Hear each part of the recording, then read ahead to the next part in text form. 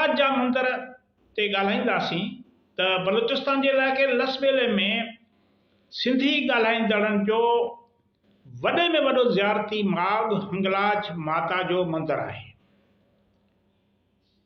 हंगलाज हंगोल नदीअ जे किनारे ते वाक़िअ आहे। हंगलाज माता खे हंगलाज देवी, हंगोलोला देवी ऐं नानी मंदरु बि चयो वेंदो आहे। मुस्लमान उनखे अमा हंगलाज, नानी हंगलाज या माई हंगलाज सॾींदा आहिनि। हिंदुनि जो अक़ीदो आहे त पार्वती माउ जो काली रूप आहे। मक़ामी मुस्लिम रवायतुनि मूजिबि त हंगलाज नानी लाहूत ला मकान आई हुई, जिते चिलो काटियो हुअईं।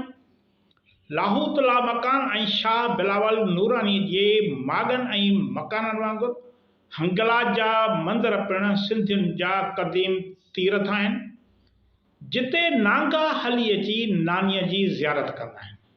हिते हर साल क़दीम ज़माने खां हज़ारे यात्री मुख़्तलिफ़ शहरनि खां अची रहंदा आहिनि, जंहिं करे हिते सिंध जे हिंदुनि ओतारा, धर्मशालाऊं ऐं महिमान सिराऊं जोड़ायूं आहिनि ऐं संदनि तरफ़ां उहे संभाली वेंदियूं आहिनि।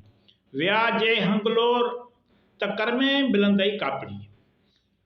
सिंध जूं सिंधू माथिरीअ जे सभ्यता वारे दौर खां लसबेले वारे इलाइक़े उन जे उत्तर ऐं ओलह तरफ़ ईरानी मकरान में करमान ताईं सरहदूं रहियूं आहिनि।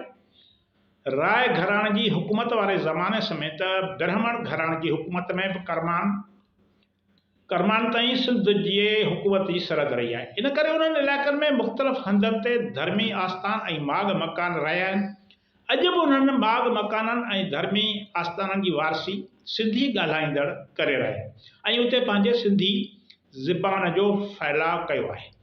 राय घराणे जे हाकुम राय देवाज हंगलाज जे मंदरनि जी मरमत कराई ऐं हिकु ॿियो मंदरु कलाज जे जबलनि अंदरि ठारायईं। अहिड़ी तरह हिकु मंदरु लसबेले खां माना कुझु फ़ासिले ते जबलनि में ठारायईं, जंहिंखे गंदराणी बि चवंदा हुआ, जंहिंजो असुलु नालो राणक देवी हो।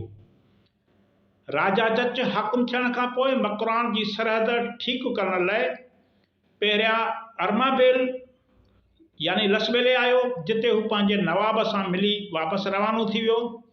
शाह लतीफ़ बिटाई पंहिंजी शाइरीअ में हंगलाज जो कई भेरा ज़िक्र कयो आहे।